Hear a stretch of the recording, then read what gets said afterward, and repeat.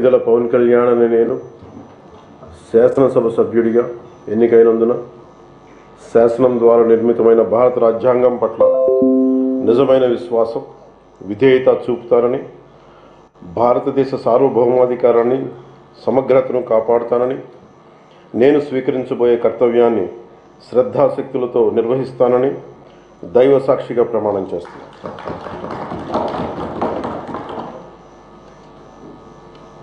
కొణిదెల పవన్ కళ్యాణ్ అనే నేను ఆంధ్రప్రదేశ్ శాసనసభ సభ్యుడైన కొణిదెల పవన్ కళ్యాణ్ అనే నేను సభా నియమాలకు కట్టుబడి ఉంటానని, వాటిని అనుసరిస్తానని, సభా మర్యాదలను పాటిస్తానని, సాంప్రదాయాలను గౌరవిస్తానని దైవ సాక్షిగా ప్రమాణం చేస్తున్నాను.